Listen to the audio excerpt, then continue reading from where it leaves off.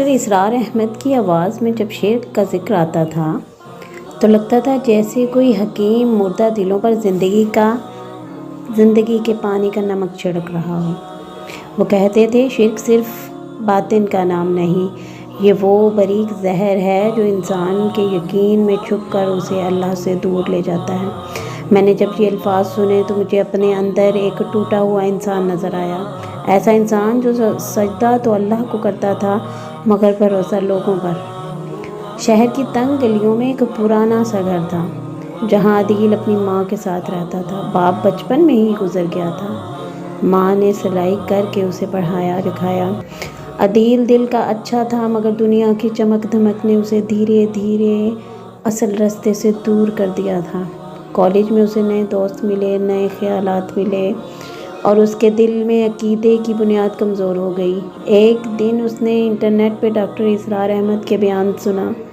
موضوع تھا شرک، سب سے بڑا ظلم۔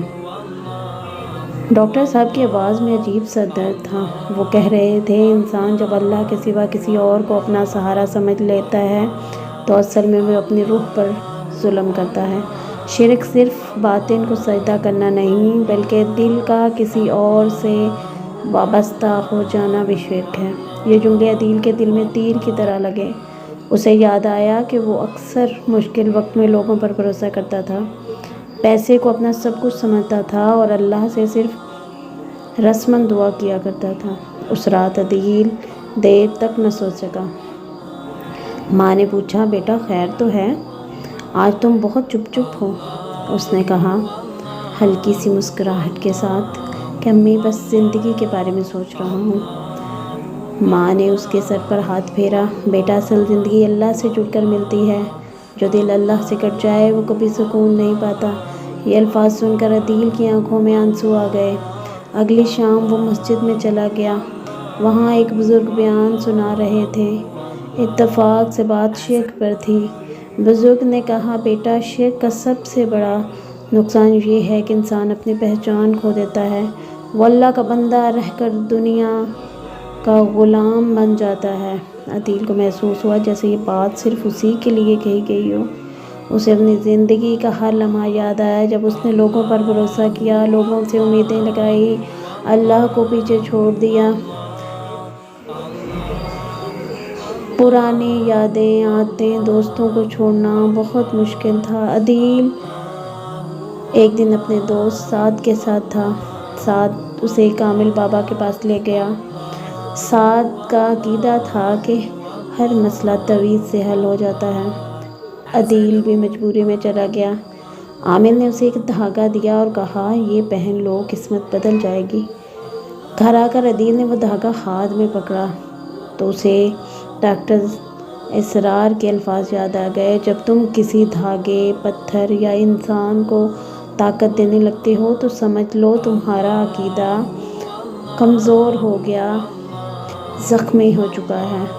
اس کے ہاتھ کانپنے لگے۔ اس نے دھاگا ٹیبل پر رکھ دیا۔ دل میں جنگ چل رہی تھی۔ آخر کار اس نے دھاگے کو توڑ کر کچرے میں پھینک دیا اور 2 رکعت نماز ادا کی اور رونے لگا اور دعا کرنے لگا یا اللہ میں کمزور ہوں، مجھے بچا لے، مجھے شرک کے اندھیروں سے نکال دے۔ وہ روتے ہوئے دعا کر رہا تھا۔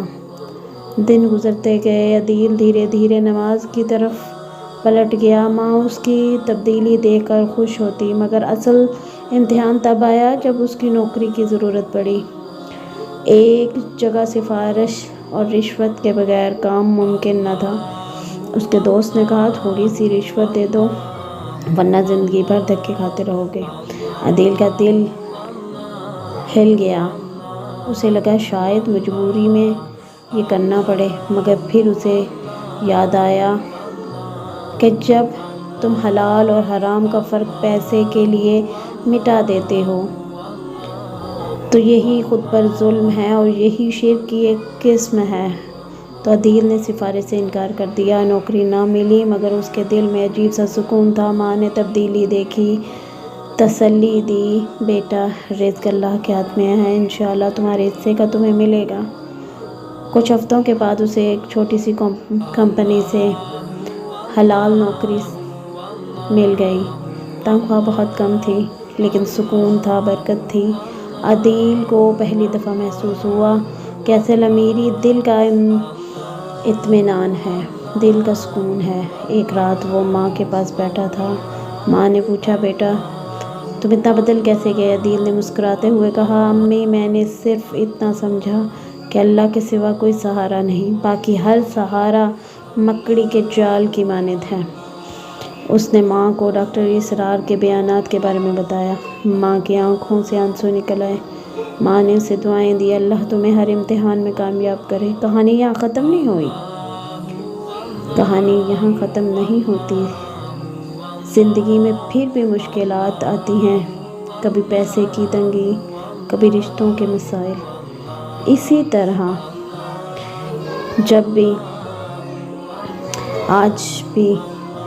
جب کبھی اس کا دل دنیا کی طرف جھکنے لگتا ہے، وہ اپنی ماں کی بات اور ڈاکٹر اسرار کے الفاظ یاد کرتا ہے۔